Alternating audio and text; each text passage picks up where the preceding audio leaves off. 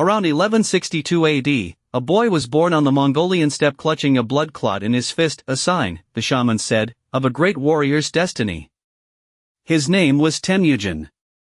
By the time he died in 1227, he had united the fractious Mongol tribes under a single banner and launched a campaign of conquest unlike anything the world had ever seen. The empire he built, the Mongol Empire, would become the largest contiguous land empire in human history, stretching across approximately 24 million square kilometers, from the Pacific coast of China to the doorstep of Western Europe. He renamed himself Genghis Khan, the universal ruler. The Mongol military machine was an engineering marvel of the medieval world. The core of their army was the Mongol cavalry, some of history's finest horse archers, capable of firing accurately while riding at full gallop. Every Mongol warrior maintained multiple horses and could cover extraordinary distances without resupply. Their tactical genius lay in feigned retreats, drawing enemy forces into pursuit, then wheeling around to encircle and destroy them. Genghis Khan also proved a master of psychological warfare. Cities that surrendered were often spared, cities that resisted were obliterated and their populations massacred, with their fate publicized to terrify the next target into capitulation. The Mongol conquests were among the bloodiest in human history. Estimates of total deaths from the conquests range from 30 to 40 million people, representing perhaps 10% of the world's population at the time.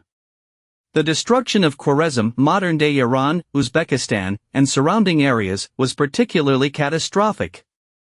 Cities like Samarkand, Merv, and Nishapur, which had been among the greatest urban centers in the Islamic world, were sacked and their populations killed or enslaved. Merv alone, once a city of several hundred thousand, was reportedly left with no living inhabitants. Irrigation systems that had supported agriculture for millennia were destroyed and never rebuilt. The most consequential single act of Mongol destruction was the sack of Baghdad in 1258. Under Hulagu Khan, grandson of Genghis, the Mongols besieged and captured the Abbasid Caliphate's capital, the intellectual and cultural heart of the Islamic world. The Caliph al-Mustasim was executed, and the city was ransacked for 17 days.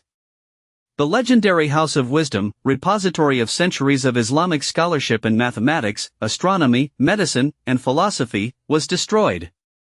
The Tigris River reportedly ran black with ink from the dumped books, then red with blood. Historians mark 1258 as the end of the Islamic Golden Age, a moment from which the Arab world never fully recovered. Yet the Mongol Empire was not only destruction. The Pax Mongolica, the Mongol peace, that followed the conquests created the first reliable trade corridor from China to Europe. The Silk Road reached its greatest flourishing under Mongol rule. Goods, technologies, religions, and diseases flowed freely across the entire breadth of Eurasia. The Black Death itself traveled this Mongol-maintained highway westward. Marco Polo's journey to China was made possible by the relative safety of Mongol-controlled routes. Paper money, printing, and gunpowder technology began moving westward, eventually transforming European civilization. The Mongols destroyed the medieval world and inadvertently built the early modern one. The Mongol Empire didn't last.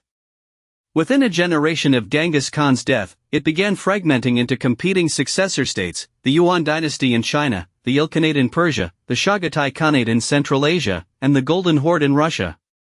These successor states increasingly adopted the cultures and religions of the peoples they ruled. The Ilkhans converted to Islam, the Yuan embraced Chinese bureaucratic traditions. The steppe nomads who had conquered the civilized world were themselves conquered by civilization. By 1368, the Chinese had expelled the Mongols and founded the Ming dynasty. But the world the Mongols had remade, more connected, more traumatized, and more aware of its own fragility, persisted long after the last Khan rode into history.